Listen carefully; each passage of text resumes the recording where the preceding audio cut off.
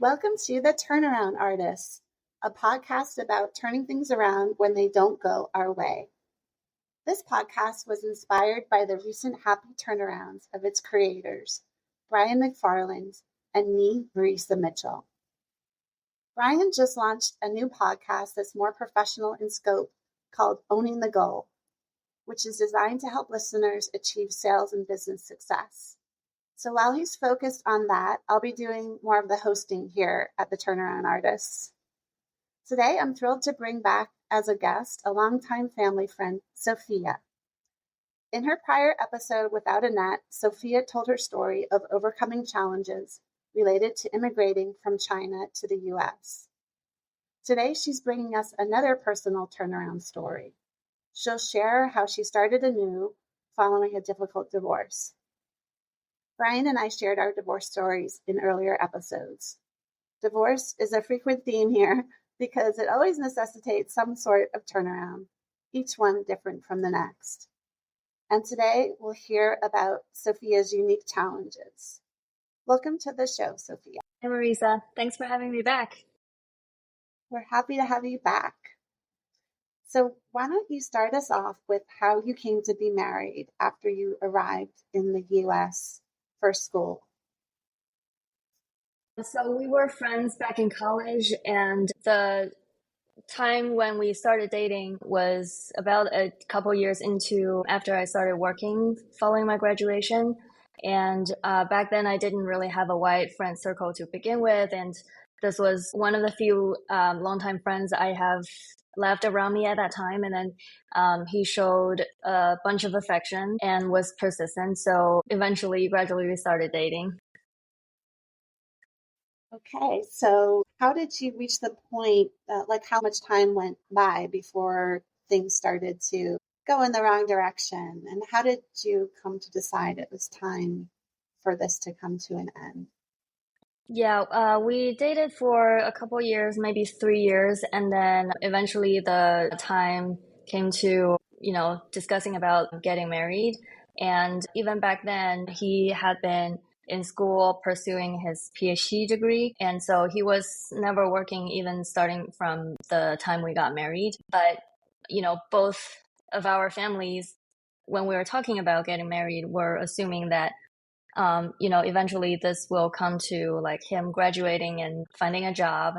And then just like sharing equally family responsibilities, although, the beginning couple of years maybe would be relying on me being financially supportive for the two of us.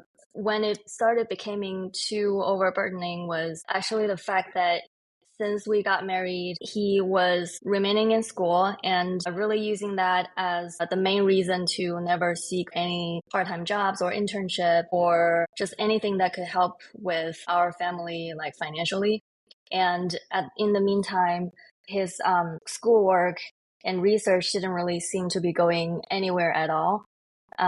Originally, and actually throughout most of our marriage, myself and my family and his family, all of us around him were very supportive and patient. But then eventually it came down to the question of, what exactly is going on behind the curtain and what kind of roadblocks was he hitting to never inch forward with even having a clear or rough timeline of graduating soon.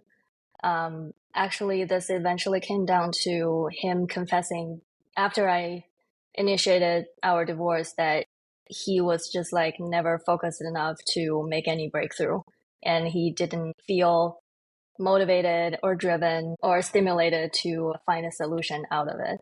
And I've been too patient and too forgiving to let that go on for basically through our marriage, which was, across 5-6 years time altogether. And I remember you telling me there was one particular moment that was the straw that broke the camel's back.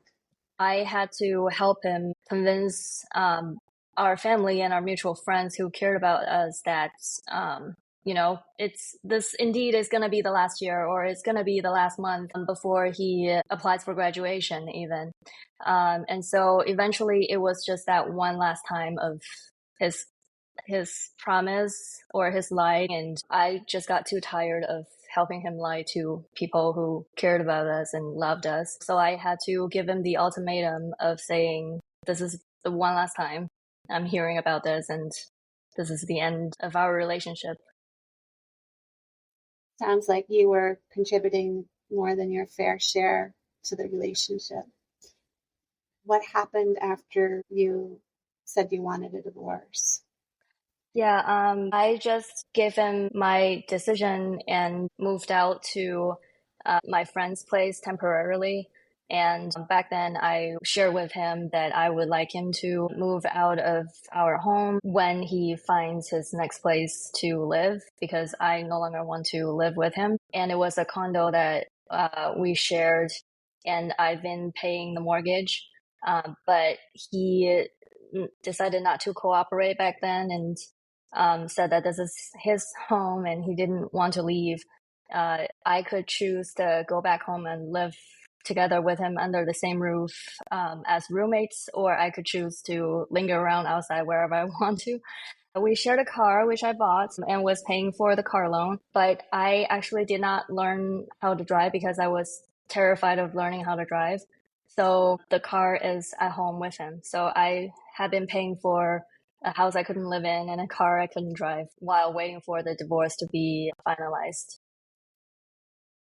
And I basically, before the divorce was finalized, I had to stay with different friends throughout a few months' time. So moving from one place to another. But thankfully, I had friends who graciously offered me their places to stay with. And because I was essentially, sadly, I was homeless back then. Yeah, it's so hard when you can't get along with the person in your house and you have no choice but to leave what has become your home and near and dear to your heart.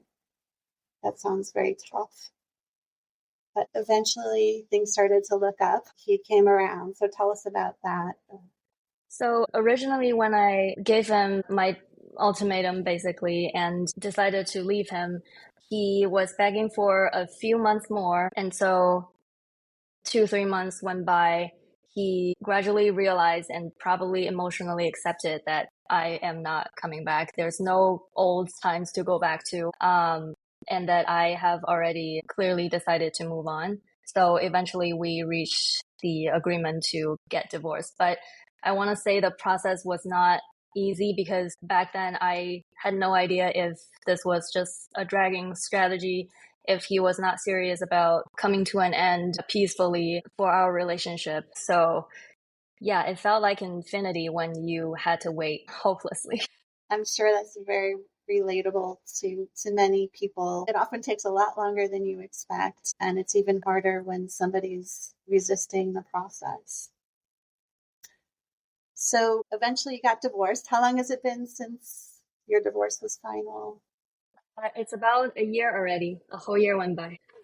And that must have been a relief. Yeah. However, as often happens in life, just when you think things are looking up, you get hit with Yeah. something else. So Yeah. what happened after your divorce was final? Well, shortly after I went through with my divorce officially, because of the economic downturn last year, the company I worked for had to face some unfortunate mandatory furlough part-time and associated with a couple rounds of layoffs. I thankfully got to stay on board throughout, enduring through the furlough. Um, but also in the meantime, we're a small company and we're a small team, and people who were let go were like my longtime colleagues. And so it was very tough witnessing all of this happen. And essentially, the major anchor that I heavily relied on throughout, the personal turbulent time of my divorce, to keep me grounded, keep me stable, eventually crumbling down my feet. So, like you said, it felt like I could never catch a break Right. ever. Yeah, I just went through something so challenging and so tough, and I was honestly looking for a peak end or a relief in the end, but unfortunately, I had to go through that. Um, challenging time.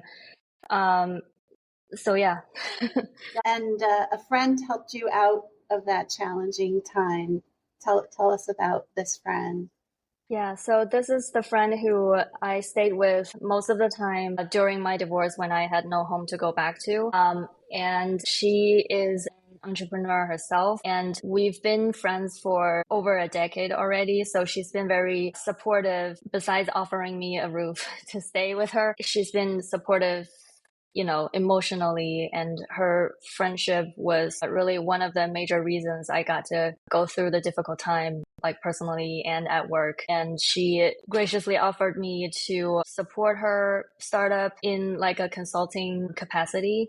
And since then, although our furlough ended at my full-time job, the passion to help her out with her team and her business has uh, grown and increased and has been quite stable. We both share some passion in fashion. And so besides supporting her full-time business in liquidation and wholesale, we're also incubating a fashion brand together. Good for you. Good for you. I've taken a look at your site and it looks terrific. Yeah, so my name is Sophia and her name is Lucy, and I'm a huge comedy fan, and I love SNL, so it just coincidentally our first name initials rhymes with S and L, and so she gave me the full authority to name our fashion brand, so I'm calling it S and L Shines. The end is an ampersand. Well, that's one of my favorite shows too. And I love the name because it's so optimistic. And she was a friend indeed in a hard time. That's when you know who your friends are. Yeah, I wouldn't want to downplay all of the other friends who support me throughout, which thankfully I did not have that many, but every single one of them was super helpful throughout. And Marisa, your parents definitely had been, again, my bedrock. And they offered me to, when I had to face them alone for reaching some tough agreements, your parents offered to keep me company and so that I didn't have to face them alone back then. And so during my divorce, I want to say one of the toughest parts that I have to overcome was to learn how to drive so that I can get to use my car. And shortly after I got my driver's lessons, when your parents accompanied them, I drove us there, and they were supportive and they were trusting, and I don't know what I would have done without them. Well, thank you for getting them home safely. I'm sure they'll find your words very heartwarming. So you had a bunch of support during these times. Let me go back to your job. You eventually returned to full time. However, some Yeah. of your colleagues were no longer there. Layoffs are something, unfortunately, that a lot of people are having to go through these days. How did you feel when you returned to work when others were no longer there? I was enduring through some major survivor's guilt throughout because, like I said, these were like colleagues that I worked alongside with for the longest time. I've only had this one employer since my graduation in this country, in this city. So they were actually supportive throughout my own divorce time as well. So it was really hard to witness their departure, and I struggled to even give any proper goodbyes because it was just too tough. And eventually, when we had to say goodbye, everybody was in tears. But it was just like, yeah, it was just unfortunate. I couldn't help but think, why them, and what did I do to deserve to be kept on? I not like questioning my capabilities in any way, but wondering why luck plays out this way, if you will. Um, and I honestly don't think I can um, completely shake off this kind of survivor guilt ever. But I'm learning to cope with it and still put in, 110, 120% of efforts at work to prove that I was actually worth it and they didn't make a wrong decision of keeping me on. And just like that, a year went by. We're actually doing better, That's thankfully. great. Yeah, and we had the strategic decision made to partner with, eventually more partners and finding out more ways to restructure our team and win more business. So again, alongside with the survivor's guilt, I feel extremely lucky that I still got my work as my anchor. Now this additional part of the business that I'm helping out Lucy with, and I've still got my friends. I did come out of a marriage. I do not have a spouse or a life partner at the moment, but I don't feel like my life is rootless in any way. What did you learn having gone through that? I mean, I'm sure you learned a lot, but what did you learn about, for example, who you're looking for the next Yeah. time around? Honestly, I think looking back, I probably lacked the most the courage to say no and say goodbye. Like I said, I've been like an introvert all the time. And so whatever connections I build, I tend to hold on to really near and dear to my heart. And that could sometimes turn out to not do myself any favor when that person you decided to stay connected with is manipulative. Reflecting back to when we started dating and probably when we got married, there was some kind of like manipulative component going on, like him vaguely threatening that, if we don't start dating right now, I don't think I can remain as your friend. So basically threatening to cut ties as a friend of mine, which I didn't have many left back then. And again, like his proposal reflecting back, it felt kind of threatening because we were on our way to introduce him to my parents, and closer to when we were getting to my parents' home, he was saying, out of a surprise, he was saying that this trip was me proposing like us getting married and introducing my parents to your parents. And that's the main purpose of their visit. And if you don't feel like getting married at this moment, then I'll just tell my parents to cancel their trip. Okay, so it was like you were coerced into accepting Yeah. a marriage proposal.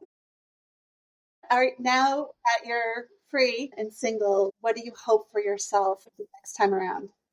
Yeah, I think definitely not again anyone manipulative. Someone who has a clear sense of responsibility towards themselves, meaning like obviously everybody can have unpredictable situations. You may temporarily lose your job or be job searching or whatever, but eventually there should be the grounding sense of taking care of yourself first before committing to taking care of others. And in addition to that, just like someone who's honest, because I don't feel like being lied to chronically ever again.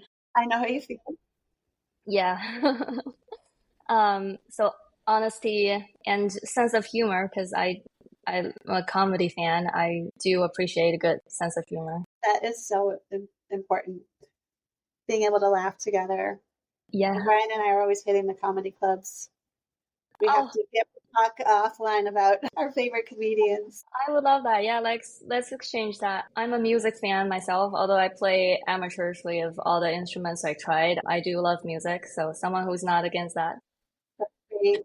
Yeah, it's great to bond over creative pursuits, and music is wonderful therapy. You told me you're learning the drums, right? I know that Brian is a drummer. I'm Yes, just getting into drumming. that's terrific. That's terrific. That's a great way to get out to get out any anger. Yeah, I looking back through the toughest period of time through my divorce and through basically the entirety of last year. Thankfully, besides friends, I had music, I had comedy. So those two were kind of the main factors that kept me afloat, kept me optimistic, and just having hope in general that things will get better. Laugh at hardship in a way. Yeah, you have to sometimes. That's why I'm a big fan of SNL. So thank you. I'm so glad you're in a better place, both personally and professionally. Is there anything else you wanted to share with the listeners? Sure. Top of mind, I could think of is to, as my expression of gratitude, Marisa, to you and to your podcast and your listeners is, I would love to share a 20% off discount code with whoever tunes in to your podcast. And then this 20% off discount is applicable across our entire website throughout the remaining month of April 2025. And so, Marisa, if you will, please help me drop the actual code and our website URL in your podcast description after this. We'll put it there for sure. Thank you. That's very genuine. All right. Have a great day, Sophia. Thanks, Marisa, for having me back. Thanks, whoever who listened in. Yeah.